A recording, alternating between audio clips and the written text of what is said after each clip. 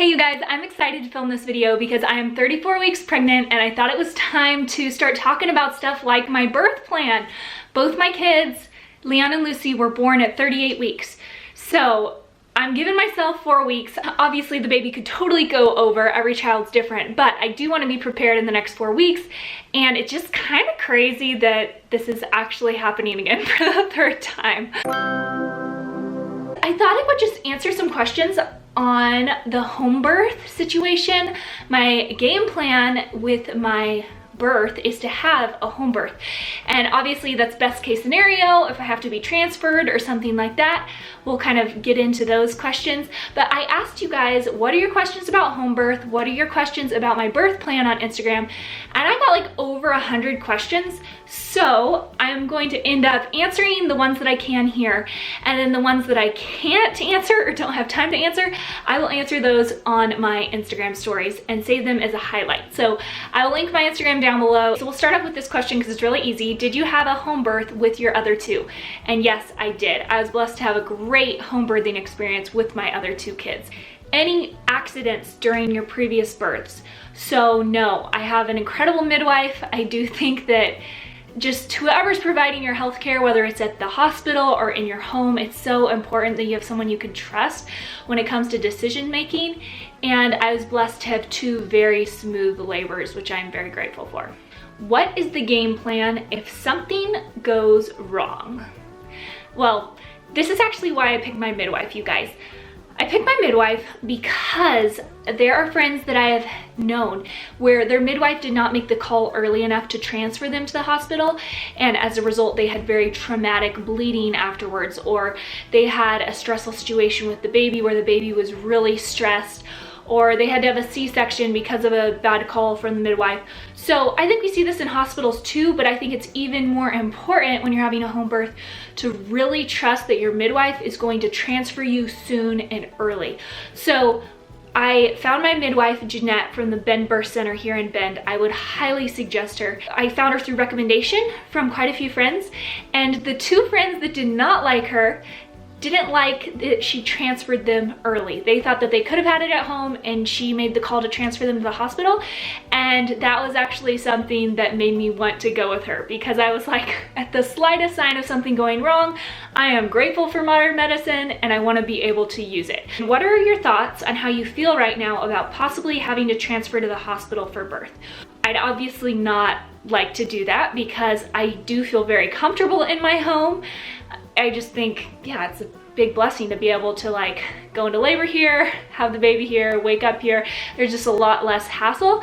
And obviously I'd love to not have something go wrong. But that said, if something did, I want to be transferred as soon as possible, and the ultimate end goal is me being healthy and the baby being healthy. And what are your thoughts on mom shaming about how someone gives birth?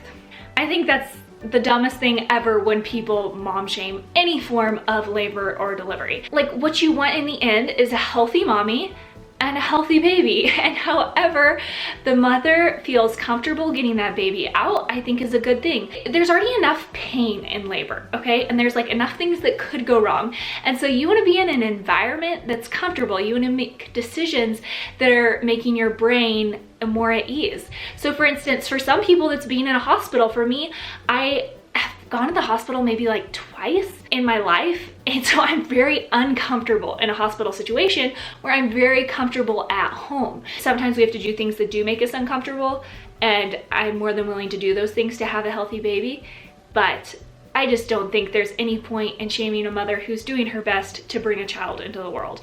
Like, however she wants to do that, I think should be up to her. Okay, here's another question. Are you guys going to vlog it at all? I don't know. I'm considering vlogging before, like when the contractions start, maybe a little bit afterwards. Elisha's my birth coach, and so I don't want him to be like behind a camera, and I also don't want you guys to necessarily get me like pushing out the baby. That's just like a little gory to me. So maybe parts of it. I think we'll film parts of it. I had a lot of questions on this. What are you gonna do with the kids while in labor since they are so young? Are you gonna let them watch? No, I'm not gonna let them watch the labor. Not everything goes according to plan, right? So with Leon, for instance, my mom was going to pick up Leon when I went into labor, or if my mom wasn't in town, my grandma was going to. There was one night where both of them were out of town over like a 6-week period, and that's the night I went into labor. So at 2 in the morning, we're texting people, calling, trying to get someone to come pick up Leon, my first, so I could birth Lucy, my second, and no one ended up coming. We couldn't get a hold of anyone until I was pushing the baby out. So Elisha was like running out of the room, dealing with Leon, coming back in with me, and when I actually had Lucy and pushed her out, it was so funny because Elisha was downstairs changing his diaper, and the midwife called him and was like, Katie's gonna have the baby. So Elisha came running upstairs, and Leon was like halfway up the stairs when I had Lucy. At this point, my family will still probably take him, but if they can't, we're gonna have a plan B and a plan C of friends to come over and pick up Leon and Lucy and hopefully be on call in the middle of the night. Is your birth plan any different than the other two? Honestly, no, it's not. I really want Elisha to be heavily involved, and I prefer to just labor by myself or with him. So the midwife showed up an hour and a half before I had Leon, and she showed up, I think, like 7 minutes before I had Lucy, which is cutting it too close. I didn't know I was that close. Ultimately, if I could labor like that again, I would be stoked. Are you less scared to do a home birth being it's your 3rd time? Like anything else, once you've done it a couple of times, you do feel like a lot less nervous. I think I was really nervous for my first, and I wasn't so much for my second. I'm a little more nervous this time just because I know what the pain feels like, and it's not fun. And you always know, like, something could go wrong. Just because I had 2 great labors doesn't mean my 3rd one's going to be great as well. So I'm just trying to stay open-handed throughout the whole process and just know that the Lord knows what's best. Did your mom have home births too? Yes. I think this is something that has made me feel really comfortable about having a home birth, is I went to my mom's last 2 home births. And actually my dad was a firefighter paramedic, and he delivered the last 5 kids. One birth out of my mom's 11, she did have to be transferred to the hospital. My brother was turned around and facing the wrong way, but all of her births did start out at home. And I think that's another reason I'm not hesitant to birth at home, have a complication, and get transferred to the hospital, because I think I saw her do that and it seemed to work well too. I've had quite a few people ask me this: have I ever had a water birth? And the answer is no. Water stresses me out. I don't find water romantic. I do not find water relaxing. I mean, I like looking at it, like if it's like a waterfall, or jumping in it if it's a river, but to me, it's not at all restful. I did swim team. I got swimmer's ear and earaches a ton, and so I like hate water in my ears. It's probably why Leon hates water in his ears so much. It's like genetic. No. I hate getting water in my eyes. I feel like the water's like boiling hot, and then it cools down to being like freezing cold. I'm not saying that I will never do a water birth, but that is definitely not a part of the plan. Do you have a birth playlist? So I don't. I'm really simple when it comes to labor and delivery. I know for some people that helps them like focus, or, you know, praise the Lord, or like, I know it has tons of benefits, but for me, I want the least amount of anything going on possible, and I am just really mentally focused on what my body is doing. This is a great question. What are your tips to relax? So I want to suggest this for anybody wondering about how to birth naturally, because there were a ton of questions on birthing naturally. Read Natural Childbirth the Bradley Way, or the Bradley Method. I forget the book. But Elisha and I have read that together before both of our kids. We're gonna read it again. We're starting it right now for this 3rd baby, just to like refresh us. And I highly suggest you read that book. I will link it down below in the description box. And I cannot recommend it highly enough when it comes to relaxation, working with your body. Obviously genetics, health, all those things play into how smooth your labor and delivery is, and just whether you're getting induced or stuff like that. But I have found that with that book, I was able to work so well with my body, and I think that that had a huge impact on how smooth my labor with Leon was. One of the questions in here was, have my labors mimicked my mother's with how long and short they are. And my mother's first pregnancy, which was me, her labor and delivery was about 24 hours. She had 2 hours of pushing and she just didn't know how to work with her body. You contrast that with her 10th and 11th pregnancies, which are the labors that I saw, and she was phenomenal at knowing how to not fight those contractions, to breathe through those contractions, to actually help her body do what it needed to do. And those are the labors I got to see, and my labors have mimicked those. So I'm really, really grateful that I got to see her in labor and hear my dad coach her. They were just an awesome team at that point. I mean, you think you do it that many times, you got to get something right, right? But I just think watching her labors combined with reading that Bradley method book on just breathing, on working with your body instead of fighting your body, contributed a lot to how smooth my labors and deliveries were. Do I have a doula? So I don't have a doula. Elisha is my doula slash everything. He did not want that role, but I gave it to him, and he's done just a fantastic job coaching me through stuff. I'm kind of like a weird personality that is really independent when it comes to people like doulas or midwives or whatever. Like, I just want to do my own thing, but I am heavily dependent on one person, and that is Elisha. So he has to deal with the whole burden himself. So I got a lot of questions on, am I taking pain meds?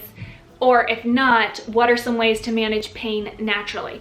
So I'm not doing any pain medication, Lord willing. That said, if I get induced and have to take Pitocin, or if I need a C-section, or, you know, if any of the above go wrong, I'm totally open to taking pain meds or needing to be transferred to get that epidural or whatever. But that said, I think a lot of women don't realize that our bodies are really capable of managing pain on their own when it comes to labor. Like, our bodies were created for thousands of years. We've had babies naturally. And so the pain is manageable. Like, we are created to be able to sustain through that level of pain. And I think what a lot of women don't realize is that on a, you know, traditional birth, no complications, by the time an epidural kicks in, you've often gone through most of the pain. Like, you've gone through a ton of it, girl. You really have. And I haven't had an epidural, but I do know friends who have had epidurals. They were just so scared of the pain. And then say on their second or third baby, they weren't able to get the epidural because the baby came faster, or because of certain complications or whatever, they weren't able to get the epidural. And they were like, wow, I didn't actually realize I could totally do it naturally. I was already going through so much pain before I even got the epidural. So obviously there's places and times for an epidural. I'm so thankful for it, especially if you're slicing open my stomach, or like I said, getting induced where the contractions are no longer natural and they're coming irregularly and on top of each other and more painful and stuff like that. Or even if, you know, my sister-in-law, she just had a long labor and she needed that time to rest. And so I think those things can be super helpful, but on a birth that doesn't have any complications, I really think our bodies can totally manage the pain naturally themselves. They were created to. It's not this insane pain that we mentally can't get through. That said, I have had a lot of back labor with Leon and Lucy. So a couple things to manage that were putting a hot pad, like a really burning, frying hot pad. I like took the skin off my back on my back, and having Elisha press that into my back helped so much. I think I was so focused on the burning from the bag, I wasn't focused on the back labor as much. And that was a huge blessing. Something else you can look into if you have back labor is a TENS unit, and you put it on your back and you can deliver little shocks to yourself.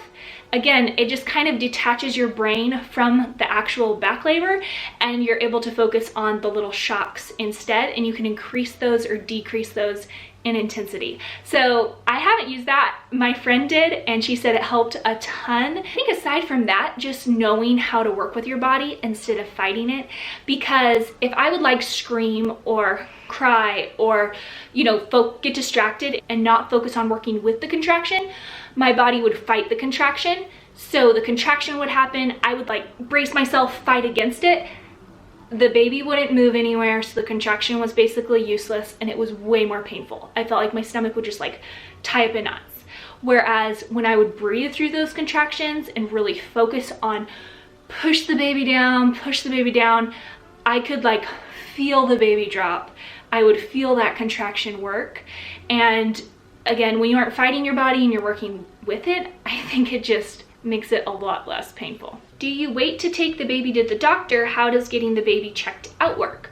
So that's a great question. The midwives are trained to do everything there. So they check the baby's vitals. They do that multiple times every hour to make sure everything's going smoothly. There's nothing in their lungs.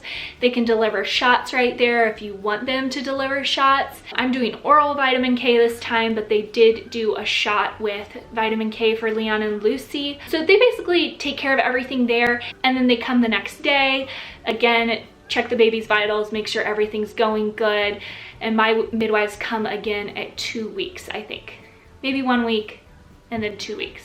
I don't know, somewhere in there. They stay really in touch with you. So the last thing I will say is a lot of you guys asked for advice on a home birth, and I would say the most important thing is trusting your medical professional. So many births go wrong because the midwife, the doctor, whoever's in charge makes a bad call. And I would hate to be in their position because it totally is a lot of pressure to make a call like that for a pregnant woman, but I think it's just really, really important. If it's your first time going with a midwife and you and your husband haven't been around people with home births or stuff like that, I would suggest getting a second opinion. And so having someone there like a doula would be great. I would hire a natural birthing doula if you want to have a natural birth in a hospital as well, because they're there, they can coach you through it, they can help make calls with the doctor, and so it's not just one person's opinion. Again, there's a second voice there telling you that you can do it, you can make it through this, and letting you know when something's abnormal, because there's like abnormal pain, and then there's just like the natural pain. And I think having an experienced labor coach there, like a doula, can really help give you confidence that your body can do this. Or if she feels like you can't, then she can help encourage the nurse or the doctor or whatever to intervene. So I think that would be my biggest suggestion. Read the Bradley Method book if you're trying to have a natural labor and delivery at home or in the hospital, and have a second opinion there if you haven't been around home births or if you aren't familiar with them. I gave you way too much information for now. I will be keeping you guys posted on our family channel and here as we go throughout the process of the next 4 weeks, just lining up help, you know, just all the things I'm doing to prepare for postpartum and for labor and delivery. And I will see you guys in my next video. Bye.